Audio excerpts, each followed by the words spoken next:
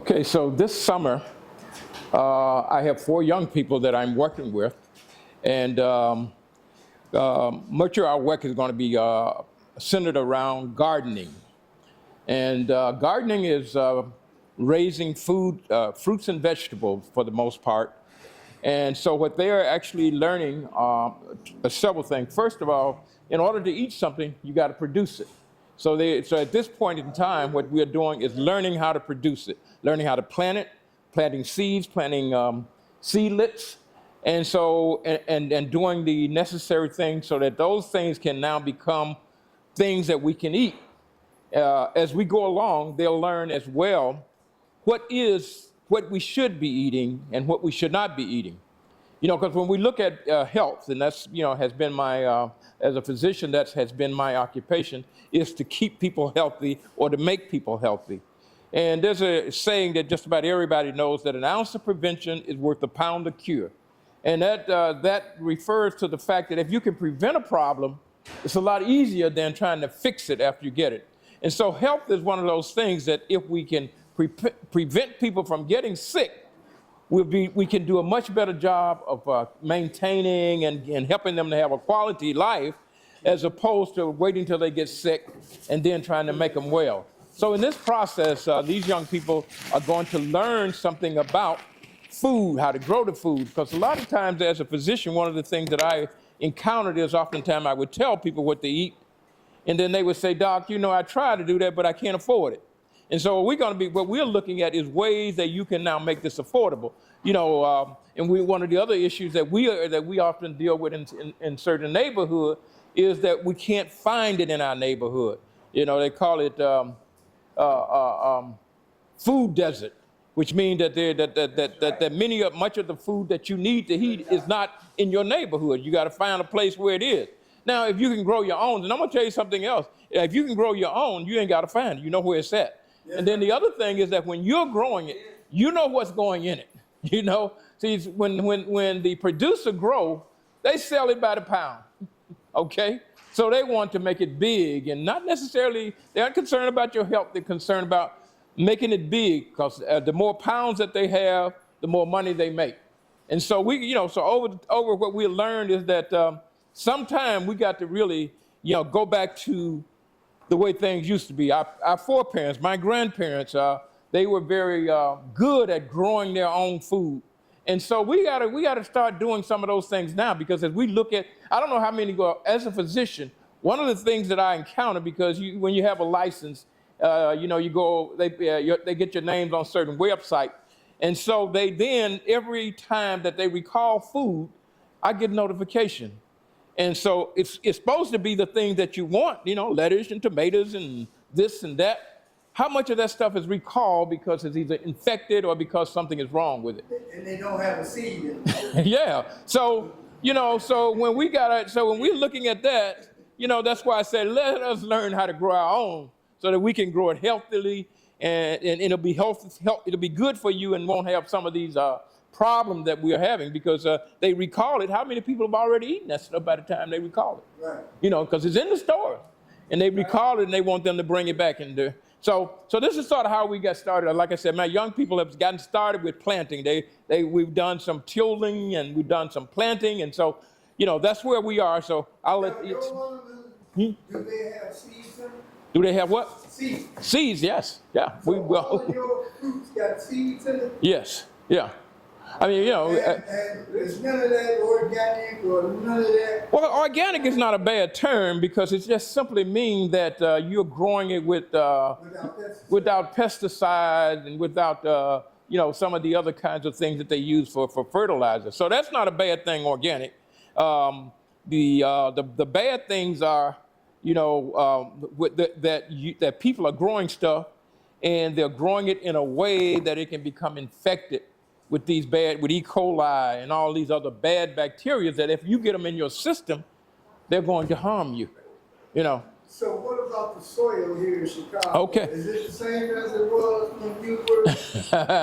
Well, no. And then, so here's the whole thing is that we don't grow in our garden. We're not growing in the ground, because the soil has stuff in it that we don't want in our body.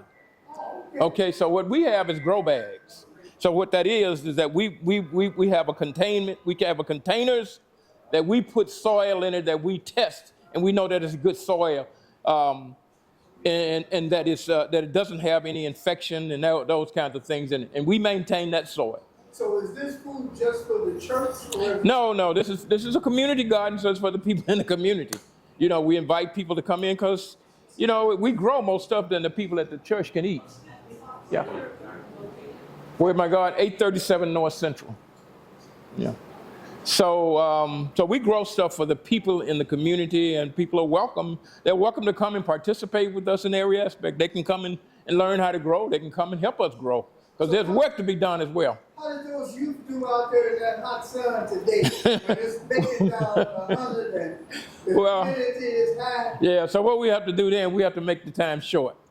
We're realistic. We're not going to get out there and... Down south, you got 100 degrees, you still out there in your garden, you still out there in your green, your cow. And one thing about it, they said unpasteurized milk is not good for you.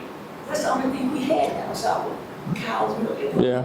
Well, I'm going to tell you, you see now, what is cow's milk good for? They are good for baby cows. Ain't none of us none. So what I'm saying is that if we could do right. But a lot of things, it depends on your system too. I know people who are vegetarian, people who are health conscious, and I know people that rank out there. They have to be 90-something years old. I guess it's your metabolism too. What it can talk. Yeah. See, here's what you're dealing with, though. Also, is this. Is that many of the things that are in our environment today that are making people sick, a lot of those things were not in the environment. You hear, that, one of the things is people talk about sinus problem. That wasn't a problem for people who did not live in an urban area where there was factories and producing things in the environment. Yeah. Down south, the water, the rain, you wash your face, you wash your body, everything was Wash your clothes in it.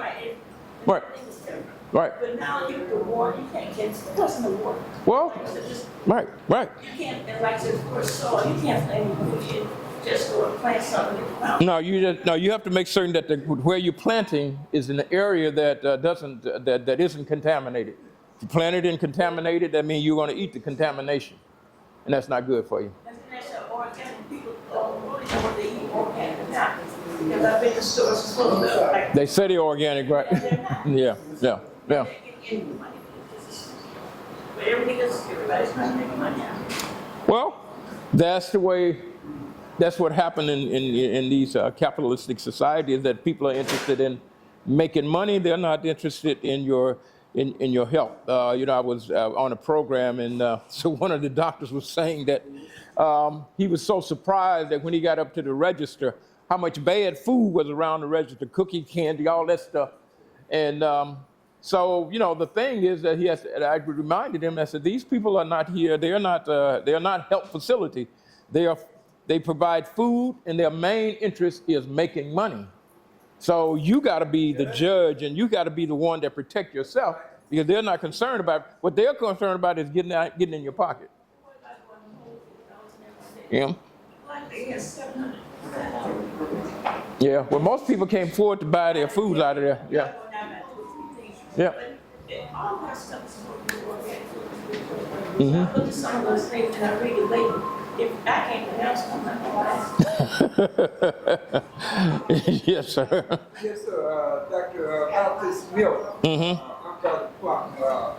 And I had a question about the milk. So the milk that's breastfed by the black mother, which she breastfed everybody. Yes, sir. Yeah. That's the milk you should be drinking as a person. A human being should be drinking that milk from their mom.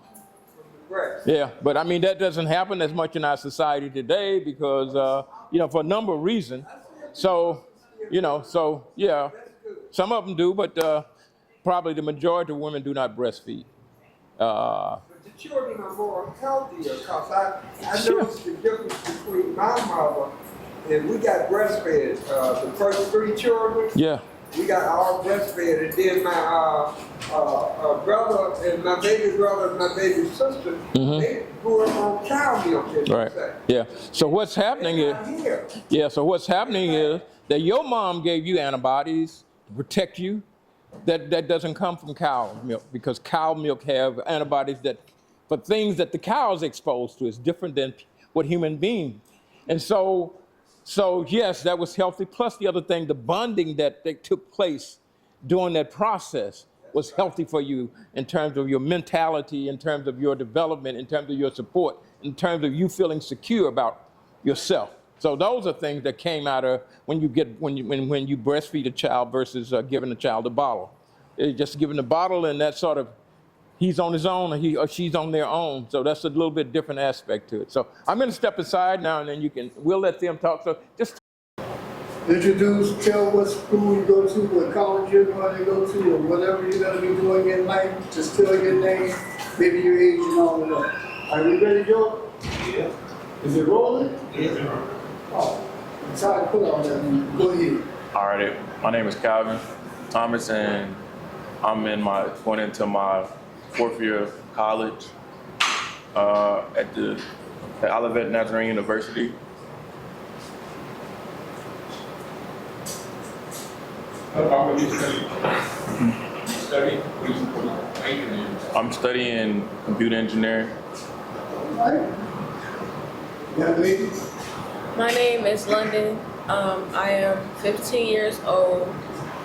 I go to school at Shy Arts. I'm a sophomore, and I major in dance. Okay. My name is Zaria. This fall, I'm starting my freshman year at Southern Illinois, Carbondale, majoring in radiologic sciences. Yeah. My name is Travell Seals. Can you? My name is Travell Seals in the swoop way. Yeah, you got to sound sheet. And see him go? My name is Travell Seals. I'm 17 years old. And I'm going to Chicago Bulls in my junior year of high school. And my major is development. And you all speak up real loud. My major is developing games. Like develop.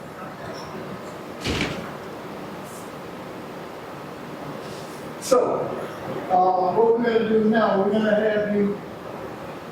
have you all mention some of the things. You have a summer job this year? Yes. Yeah, you doing a summer job? Yeah. So what is it that you're doing and what you're learning, and where is that job located and what you're doing? So we're involved in an IYP, or also known as Investment Illinois Youth Investment Program, and basically we're all like assigned to different sites, and we all were assigned to this particular site. And basically, the main thing that we've pretty much learned so far is about gardening, and we're early on, so the main thing that we really learned so far is about the preparation of the soil before we actually put our seeds in the ground. We tilled the ground and put some of the seeds in, and we just started to see it sprouting a little bit. So can you tell me, I forgot your name, can you tell me what some of those seeds were that you all placed in the ground? We started to grow collard greens, tomato plants, all types. Barely. Pepper soup. Go ahead. It's peppers, greens, Speak up a little louder. peppers, greens, tomatoes. I think that's Okay. all. Now we're on a camera, but I need you all to speak up and tread out with a little bit of your voice there, even if you feel that you have to stand up to get it out. Because we got the microphones laying on the table and they may not pick up what you're saying. And we're very proud, and I know Doc and Rev over here, they're very proud to have you all here. But I need you all to speak up loud so that the camera can pick up what you're saying, because the audience needs to hear it, because it's very important. There's a lot of youth that don't get out here to do what you're doing. I heard them say something about tilling the land. I didn't even know what that was. And I'm 73 years old. You know, and I didn't know nothing about tilling no land. So, is there anything that you would like to say? I think they pretty much said everything I was gonna say. You didn't learn or experience? Was it new to you? Had you ever did this before? No, it was my first time ever planting anything and like prepping, like you said, before we plant. And yeah, How was that experience? And I mean all of you. How was that experience? Because in Chicago, we don't really grow anything. We don't have these gardens or anything. Do you feel proud Yeah. that you want to speak and say what you feel proud of? I feel proud of planting my first plant. Like, first plant. I feel proud of planting my first plant. Okay. First plant. Anybody want to elaborate upon what? Yeah, I think it was a proud moment for me as well because I wanted to learn how to plant, but it's like being from an urban area, it's like there's not much area where you can really do it. So I think this has been a great experience to learn and have that first experience of planting things.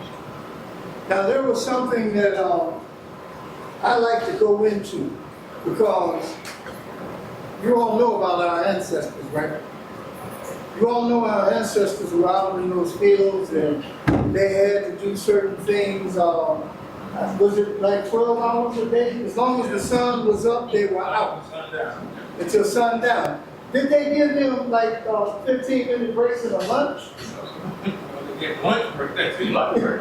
They had a lunch break. 5 to 10 minutes. A whole lunch break was 5 to 10 minutes. And that, they didn't even have a washroom break.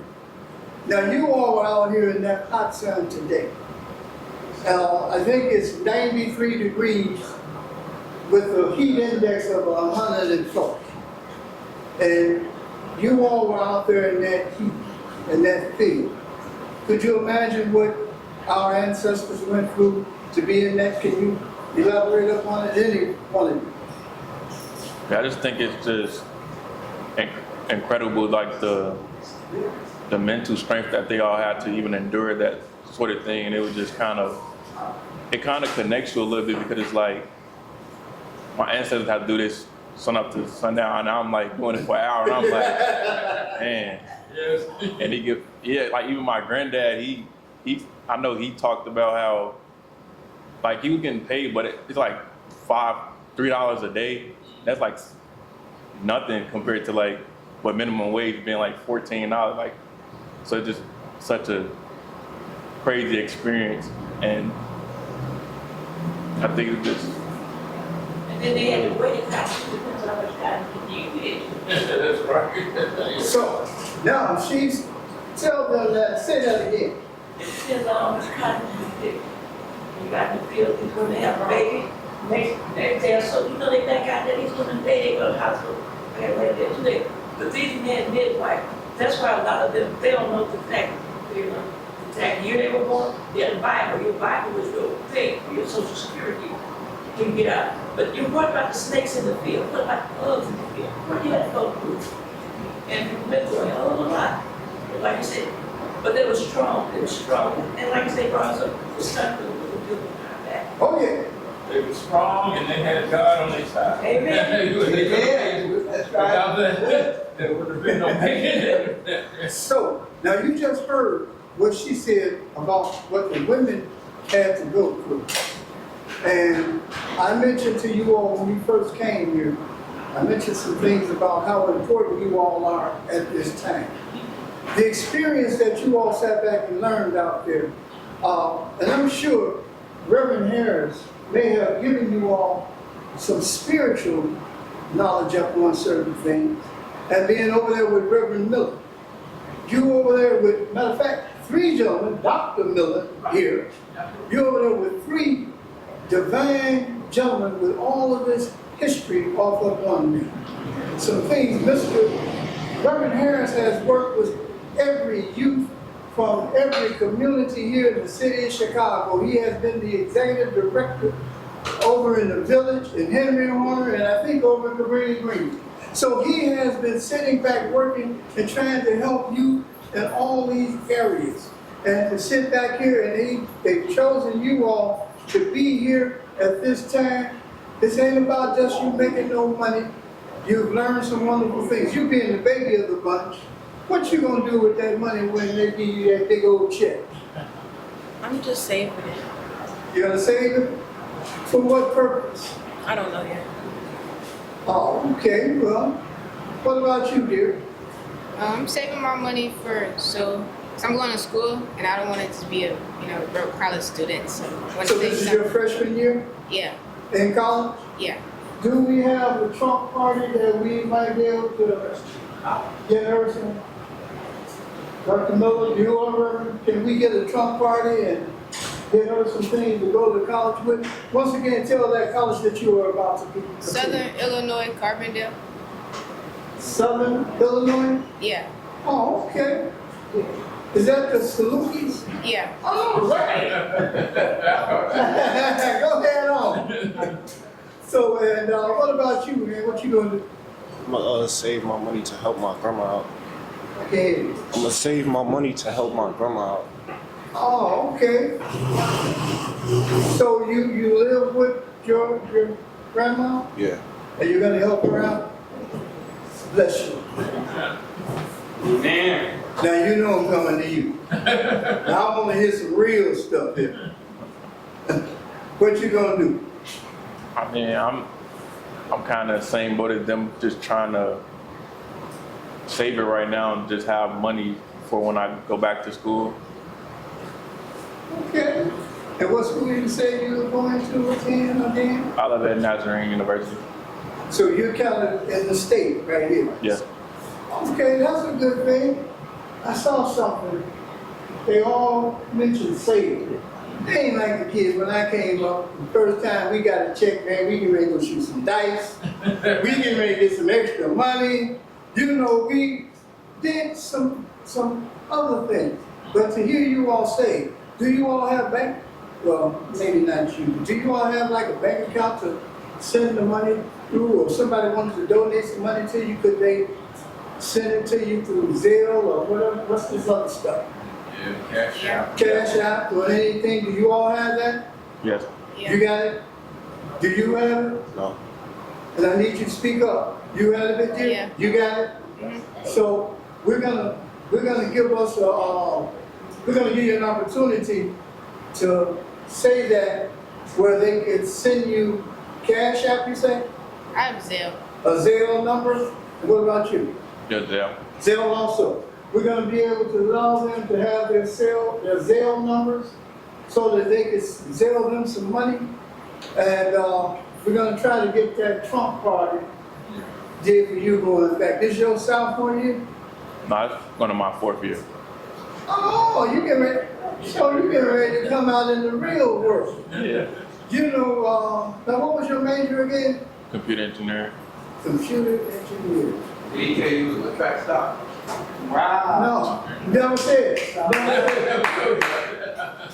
Computer engineer. So, Fast like his granddad. so you are a track star also? Yes. We had Jesse Owens, granddaughter here. When your grandfather sang, a change is gonna come. Jesse, you know who Jesse Owens is? Yeah.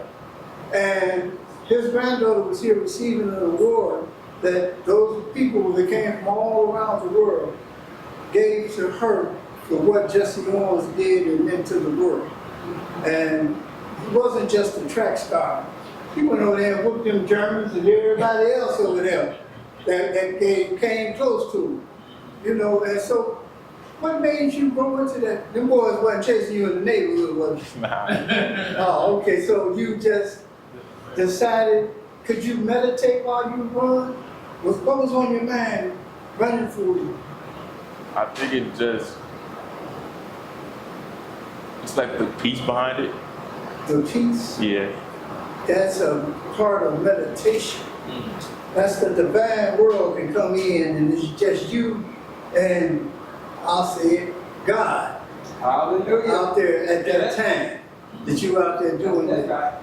I want to go to you because you said something about dance. I'm gonna go to my car, I got something about dance. What's the dance that you like? Was it the African dance? Can you hear those drum beats and go to moving, or you just freestyle? What is the dance that you like? Well, I do all types. It's just more. Speak up, I can't. I do all types, but it's I'm like more of a freestyle type, or like that's pretty much. Okay.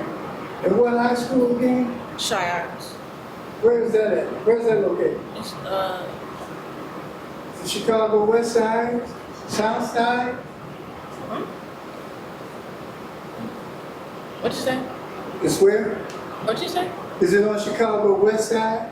Uh, yeah. You got the address? No. Oh. All right. So, what talents do you have?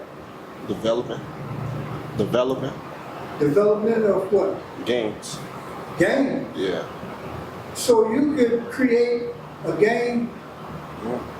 make it up, straight out of your head and put it on. Yeah. It's a computer programming. Okay. Okay. Now I know you probably doing some hair, some kind of fashion design or something. No. What's your major?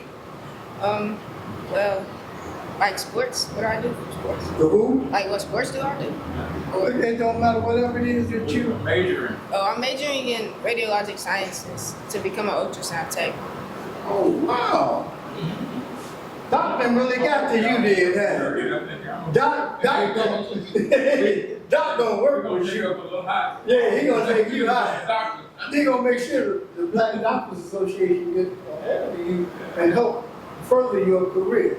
Matter of fact, we gonna hold them for giving you that Trump party too. So you got some good things coming. I think Reverend Harris got a question. Now, Shy Arts is 2714 West Augusta, California, Augusta. California and Augusta. Yeah. So you west side. And her field is actually Tampa Valley. She didn't say it. That's right. I got some schools for you, man. There's some great schools here in Chicago that do all of those things, tap and ballet. And she's a student. Country Town, what's that called? Thrive. Stride. She's a student of Stride. Oh, okay. Yeah, and they full paid scholarships. Everything. She had a couple of upperclassmen, I think, about 3 years ago, to go up north somewhere and up there in the north part of the United States. Everything paid for. Tap Valley. So you getting ready to be famous. And she just came out of Myrtle Beach, South Carolina, and she took the gold. Is that? I think she's very nice. Now you see there, that's what I was asking.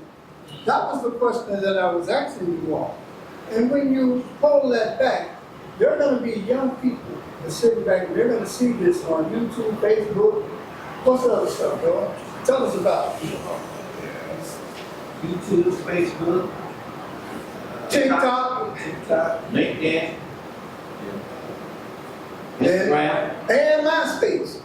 and MySpace. So you're going to be on everything. So you're going to be very important out here. And you understood the little speech that I gave you all was to let you know some of the spiritual and the divine principles that you all came to this earth with. Matter of fact, all of us came to earth with a job to do. You all are just getting started, but yours is more divine for this time. This is a wonderful time to be up here on the face of the earth. This is a great time, even though it may seem like it's bad out here and going through different things. You all are going to make the change, and you're going to make the difference because you're going to have the leadership to help some of these youth that don't have anybody, don't have a job. That's and all that they can sit back and do is just come together and make some noise because they don't have the church to sit back and tell them, you don't have to do it that way. Come here, we're going to show you how to do it, how to have a job, how to get prepared, how to do different things. Everybody may not have a good grandson like your grandmama has raised and taught you to sit back and do. That is so marvelous what you sat back and said that you were going to do with your money, to sit back here and help your grandma. And grandma is very proud because she's going to see this on this too. And that's out of admiration. That's also saving. Because see, you sending up some timber to heaven, man, when you sit back here and take care of grandma.